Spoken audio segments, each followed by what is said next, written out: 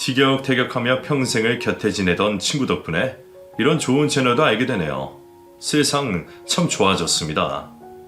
옛날에 그렇게 라디오에 손편지를 써서 사연을 많이 보내도 소개 한번 넣기가 그렇게 힘들었었는데 말입니다. 제 이름도 밝히지 않고 지난 일들에 대해 써내려갈 수 있다는 것이 아직도 신기하며 글을 시작해보려 합니다. 제 인생 그렇게 힘들고 비참한 적은 또 없었던 것 같았던 지난 일을 지금부터 꺼내보겠습니다. 저는 평생을 교사로 일해온 사람입니다. 나이 50이 넘어 몸이 좋지 않아 버티고 버티다가 조금 이른 퇴직을 하기 전까지는 아이들을 가르쳐 본 적밖에 없는 사람이에요. 어린 시절 부모님이 제 손을 꼭 잡으시고는 선생님이 되어달라고 말씀을 하신 이후에 제 꿈은 단 한 번도 변한 적이 없었습니다.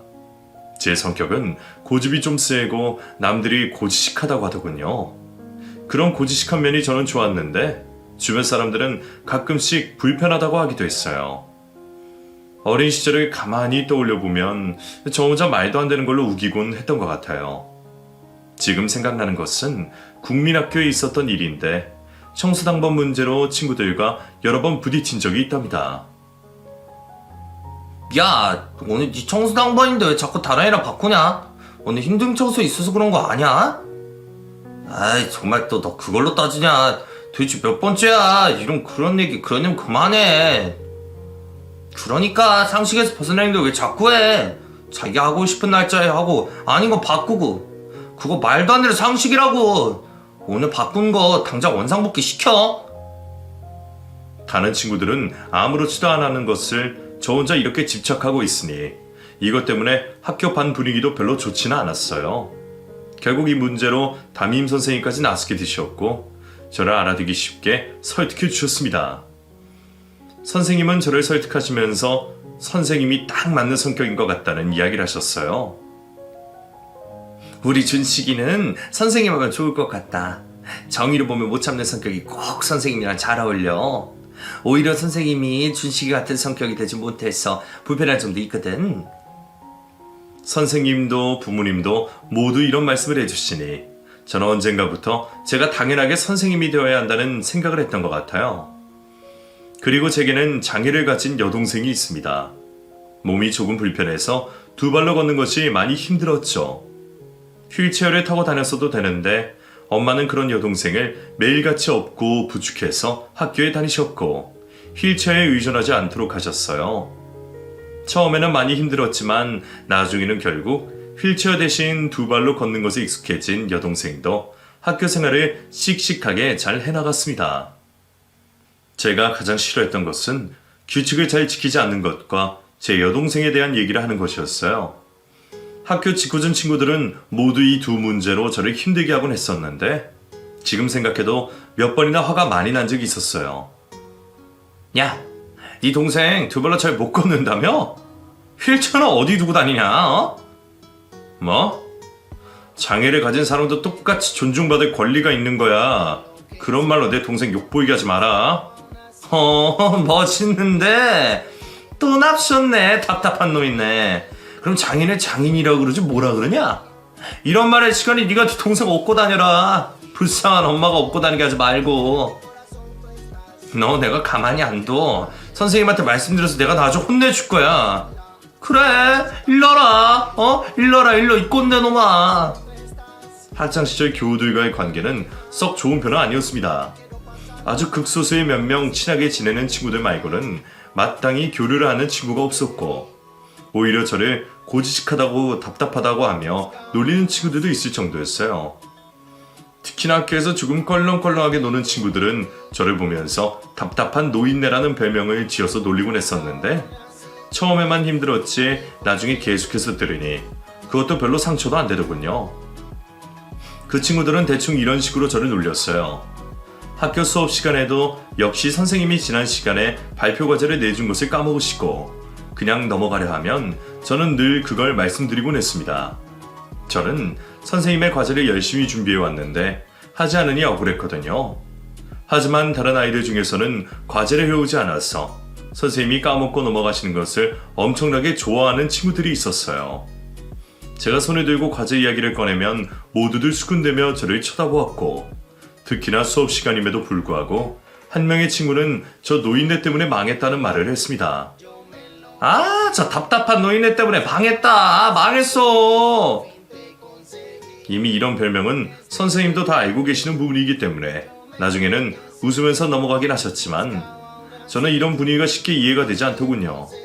무엇이든지 약속이라는 것이 있는데 제대로 정확하게 하고 넘어가지도 않고 슬렁슬렁 넘어가는 것이 너무 힘들었거든요. 이런 문제들이 몇 번이나 발생하자 학교 선생님은 저희 부모님과 면담을 하셨었고 엄마는 제게 조언도 해주셨어요. 우리 아들 성격은 네 엄마가 잘 알지. 엄마도 한때 한 성격 했다는 거. 근데 말이다, 엄마가 나이를 먹고 살아보니까 인생이 그렇게 내 마음먹은 대로 다 되지만은 않는 것 같아. 사람들 마음속에 다 들어갈 수 있는 것도 아니고 어떻게 그렇게 똑같을 수 있겠어, 안 그래? 그러니까 때로는 마음대로 세상이 굴러가지 않아도 그럴 수도 있다고 생각을 해보자. 엄마, 그래도 정해진 규칙이라는 게 있는 거잖아요. 그 규칙만 잘 지키고 살면 되는데 왜 저처럼 규칙을 잘 지키는 사람은 놀림을 받아야 되는 건지 모르겠어요. 정말 이해가 하나도 되지 않아요. 엄마의 말씀에도 전혀 이해를 하지 못했던 제가 나이가 들고 보니 조금씩 이해가 되기 시작했던 것 같아요. 노인네라는 별명을 안고 학창시절을 보내는 동안 좋아하던 여자아이도 있었습니다. 밝고 청아하게 웃던 그 친구를 보는 것은 학교생활 내내 너무나 행복한 일이었죠. 제가 그 친구를 좋아하는 마음을 다른 친구들에게 들키기도 했는데 그 친구가 그걸 또 소문에 다 퍼뜨리는 바람에 저는 또다시 놀림거리가 되기도 했습니다. 하지만 그 친구는 이런 제게 먼저 다가와 주었고 서로 편도 주고받으며 좋은 친구 사이로 남을 수가 있었어요. 그렇게 그 친구와의 인연을 유지해가고 난 후 저는 사범대학교에 진학을 했고 그 친구는 가정 형편상 대학교 진학을 하지 못했습니다. 작은 회사에 들어가 격리 업무를 하고 있던 그녀가 너무 좋아서 저는 학교가 끝난 후 항상 그녀의 사무실 앞에서 기다렸었죠. 고지식한 제 성격에 한 여자를 마음에 두고 있었으니 그 여자한테 얼마나 집중을 했겠어요. 오로지 하루 종일 그 여자만 생각이 났고 하루라도 만나지 않으면 뭔가 큰일이 날 것처럼 그렇게 생각을 하며 지냈습니다. 부모님은 제가 조금 더 학교 공부에 집중하기를 바라셨고 그 여자를 좋아하는 것을 싫어하셨어요. 사범대학교에 다니고 있으니 그곳에서 저와 비슷한 수준을 가진 여자와 만나라는 말씀을 늘 입에 달고 사셨는데 그런 말을 들을 때마다 너무 고통스러웠어요. 하지만 엄마도 뜻을 꺾지 않으셨습니다. 아들아, 사람 비슷한 수준에 가진 사람이랑 만나서 살아야 하는 거야. 1, 2년 살 것도 아니고 평생 살아야 하는데 너하고 대학교 얘기도 공감이 없으면 되겠니? 네가 뭐가 부족해서, 안 그래? 네 동생은 장애가 있다는 이유만으로 남자친구 집에서 만나지도 못하게 하는 거 보면 모르겠어? 어머니, 학벌이 전부는 아니잖아요. 저는 정말 걔 없으면 못 살아요. 좋은 사람이에요. 집안이 어려서 보니 자취해서 취직한 거지. 공부 못해서 그런 것도 아니고 단지 집안 때문에. 그러니까 네가 그런 집안에 엮일 필요 없이 그냥 평안하게 사는 집으로 가자고. 이 엄마는 네 동생 아파서 평생을 마음 졸여야 하는데 너까지 그러는 거 싫어. 정말이야, 어? 엄마의 간곡한 부탁에 한때 그녀를 잊기로 마음먹은 적이 있었습니다.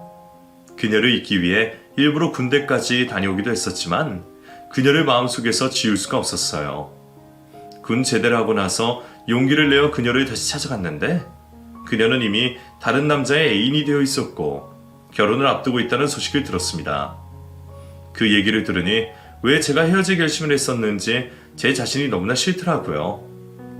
며칠 밤낮을 술로 지새우며 고통스러워하고 있던 저를 보신 엄마 역시 한숨을 쉬시며 미안하다는 말씀을 하셨고 그렇게 한 달쯤을 보내고 있었습니다.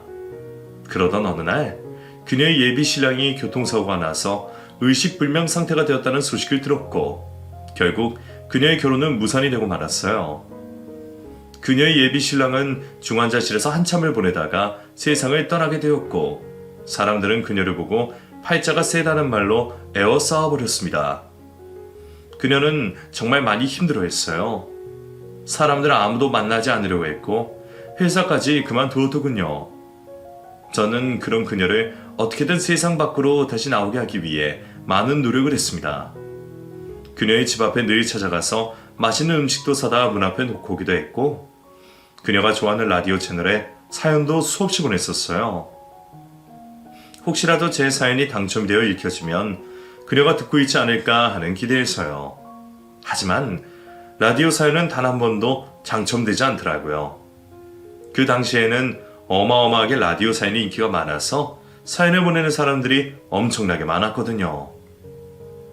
또다시 그녀에게 집중하고 매달리는 제 모습을 보신 엄마는 결국 두 손 두 발을 다 들게 되셨고, 저는 끝없는 구애에 힘입어 그녀와 다시 만남을 시작했습니다. 그녀는 저와 만나는 것 자체가 죽은 예비 신랑에서 죄를 짓는 것 같다고 했지만, 저는 그런 것 다 신경 쓰지 말라는 말로 그녀를 위로해 주었어요.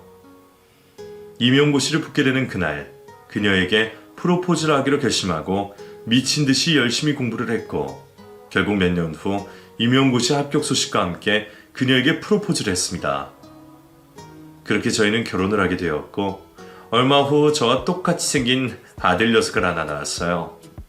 눈매 오똑한 콧날이 어쩌면 저를 그렇게 쏙 빼닮았을까 신기할 정도이더군요. 부모님 역시 손주를 보시면서 그녀에 대한 마음이 싹 풀려버렸어요. 결혼 전에 언제 반대를 했나 싶을 정도로 하루에도 몇 번씩 아내에게 전화를 걸어 손주 소식을 물어보곤 하셨습니다. 저는 임용 첫 해에 좀 멀리 떨어진 학교로 발령이 났는데, 아들이 보고 싶어 먼 거리도 집에서 출퇴근을 하며 열심히 일을 했어요. 아이들을 가르친다는 교육자의 사명을 가지고 교재 연구부터 아이들 하나하나의 특징점을 파악하는 것까지 단 하나도 게을리하지 않았습니다. 갓난쟁이 아들은 밤에 잠을 제대로 자지 않고 많이 울기도 했어요. 이 녀석이 고집이 얼마나 센지, 안아줄 때까지 울어제끼는 바람에 아내와 저 모두 잠을 설친 적이 한두 번이 아니었습니다. 그래도 하루하루가 너무나 행복했어요. 평범한 가정을 이루고 열심히 살아가는 이 삶이 세상을 살아가는 이유라고 생각이 들 정도였으니까요. 이렇게만 앞으로 살아간다면 평생 바랄 것이 없다며 제 스스로가 만족감이 아주 높았습니다. 그렇게 몇 년이 흘러 아이가 새 돌이 좀 지날 무렵 청천벽력 같은 일이 벌어지고 말았어요. 바로 아내가 병에 걸렸다는 소식이었죠. 암이라는 무서운 병에 걸린 아내는 하루하루 살이 빠지고 통증을 호소했습니다. 이미 몸에 암세포가 전이가 많이 되어 있는 상태였고, 급하게 항암 치료를 시작했지만 머리카락만 빠졌지 암세포를 줄이는 일은 거의 불가능했어요. 순식간에 일어난 일에 저희 집은 거의 초상집 분위기였습니다. 특히 엄마는 애초에 이 결혼을 끝까지 반대했어야 하는데 그러지 못했다며 자신을 자책하셨고, 한숨을 쉬시며 저와 제 아들을 보고 불쌍하다는 말을 하셨어요. 저도 너무나 힘들고 답답해서 미쳐버릴 것 같은 상황에서 엄마의 이런 모습은 제게 아주 큰 짐이 되었습니다. 결국 저는 엄마와 거의 의절까지 할 지경에 이르렀고, 아내는 1년을 버티다가 세상을 떠나고 말았어요. 아들이 엄마 머리를 만지며 대머리 대머리라고 웃으며 말을 하던 그 모습을 마지막으로 아내의 숨소리는 더 이상 들을 수가 없었죠. 저는 그때부터 더욱 성격이 괴팍해졌다고 친구 녀석이 말하더군요. 그날의 기점으로 제 얼굴에는 웃음이 싹 사라졌고 늘 인상 쓰는 모습만 가득했답니다. 당장에 어린 아들을 데리고 학교를 출근해야 하는 상황이 이르자 눈앞이 캄캄하더군요. 그렇다고 거의 의절하면서 연락도 하지 않는 엄마에게 아이를 부탁하고 싶지는 않았습니다. 그런데 그때 제 여동생에게서 연락이 왔어요. 자신이 저희 집에 와서 아이를 봐주고 싶다는 겁니다. 프리랜서 디자이너로 조금씩 집에서 일을 하던 동생은 어차피 장애 때문에 받아주는 회사도 없고 시간도 많으니 충분히 아이를 케어할 수 있다고 했어요. 하지만 저는 정말 이기적인 사람이었습니다. 여동생이 그 말을 하는데 안심이 되는 것보다는 제 아이를 잘 돌볼 수 있을까 하는 생각이 먼저 들었거든요. 불편한 몸으로 제 아이를 다치게 방치하게 되면 어떨까 하는 걱정부터 하게 되면서 저 역시 학창시절에 저를 놀렸던 친구들과 다를 바가 없다는 생각까지 하게 되었습니다. 하지만 저보다 여동생은 더 나은 사람이더군요. 오빠가 무슨 걱정하는지 알아. 근데 나 잘할 수 있어? 내가 앞으로 뭐 결혼해서 아이 낳을 일이 있겠어? 그러니까 내 인생에 이 아이를 돌보는 것이 처음이자 마지막이 될 거라고. 그래서 누구보다 열심히 이 아이 키워주고 싶어, 오빠. 그렇게 여동생은 저희 집에 와서 아이를 봐주며 일을 하기 시작했고, 아이는 한동안 엄마를 찾으며 울며 불며 하더니 여동생에게 딱 붙어 여동생을 엄마라고 부를 정도까지 애착이 형성되었습니다. 그 모습을 보는 저는 얼마나 행복하기도 하면서 가슴이 쓰라렸는지 몰라요. 이렇게 제 마음이 온전치 않으니 당연히 제 성격도 엉망이 되었던 것 같아요.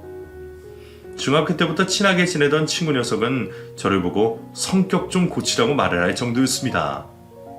저는 그렇게 친구가 많지 않았어요.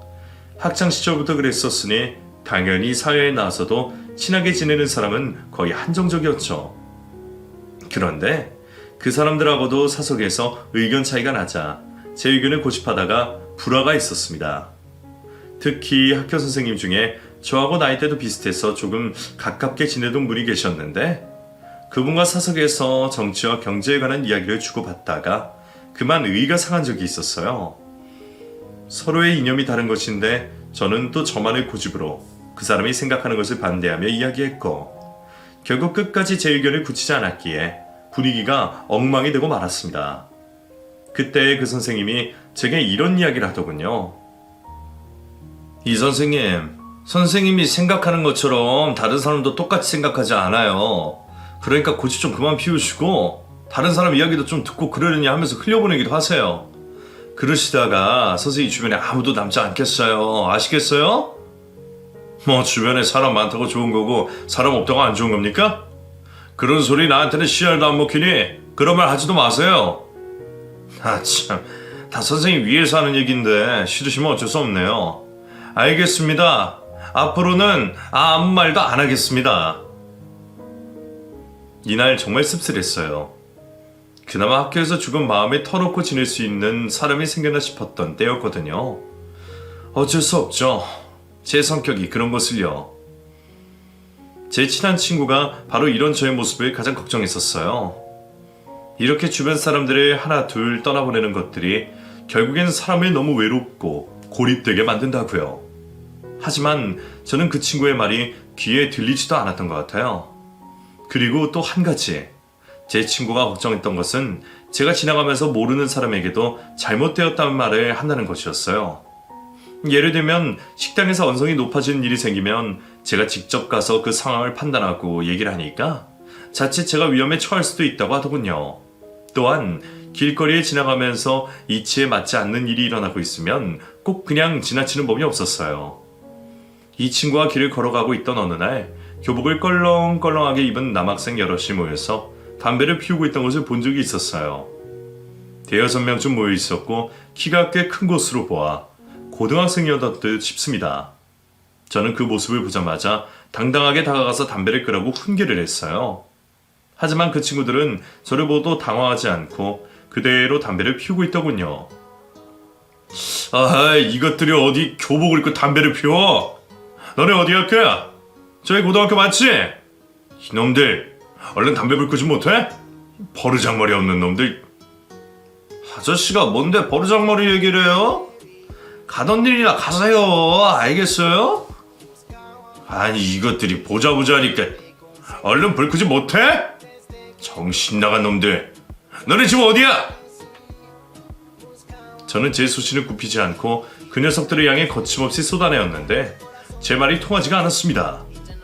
그리고 그 녀석들은 우르르 때를 지어 제게 무섭게 다가오고 있었는데 제 친구가 옆에서 얼른 저를 억지로 데리고 다른 곳으로 끌고 가면서 마무리가 되었죠. 야, 이런 것 좀 제발 그냥 지나쳐라. 어? 이제는 시대가 바뀌었어. 우리 어렸을 때처럼 그런 줄 아냐? 너 그러다 얻어 터진다고. 쟤네들 덩치 남산만한 것 봐봐. 어디 네 말 듣고 눈 하나 깜짝하디? 네 아들을 생각해서라도 이런 건 그냥 모른 척하고 지나치는 게 상책이다. 알았어? 아니 저런 나쁜 놈들을 어떻게 그냥 둬? 그게 선생이야? 난 교육자로서 절대 그런 짓은 못한다. 절대로 못해. 답답한 놈아. 교육자는 둘째치고 네 아들 생각은 안 하냐? 암튼 너 이렇게 살다가 언제 가면 큰일 날 수 있어. 그러니까 좀 잠잠하게 조용하게 살자. 친구는 저의 이런 부분을 늘 걱정해 주었어요. 저까지 혹시 나쁜 일을 당하게 되면 제 아들을 어떻게 하느냐며 저를 많이 챙겨주던 친구입니다. 그러는 사이 제 아들은 무럭무럭 자랐습니다. 여동생은 자신의 삶을 희생해가면서 온전히 제 아들에게 집중해 주었고, 제 아들이 친구들에게 혹시 놀림이라도 받을까봐 자신은 항상 뒤에 숨어만 있는 편이었어요. 그러다 한 번은 아들의 친구가 제 여동생을 보고 장애인이라고 놀렸으나 보더군요. 그 말을 듣고 아들은 친구와 심하게 다투었는데, 고집불통인 이 녀석은 도무지 제게 무슨 일로 친구와 다투었는지 말을 끝까지 하지 않았습니다. 저는 그런 아들의 성격을 고쳐보고자 많이도 혼을 냈어요. 꼭 저 같은 이 성격이 나중에 친구들과의 관계에 영향을 끼칠 것 같았거든요. 호되게 야단도 쳐보고 가끔은 매를 뒤기도 하면서 아들을 훈육했지만 한 번 꽂힌 고집은 쉽게 고쳐지지 않더라고요. 제 여동생이 장애인이라는 놀림을 받던 그날, 아들은 일기장에 속 깊은 이야기를 썼습니다. 자신의 삶을 포기한 고모가 내게 해준 그 사랑, 난 평생 잊지 않을 거다. 그래서 난 우리 고모와 아빠를 위한 것이라면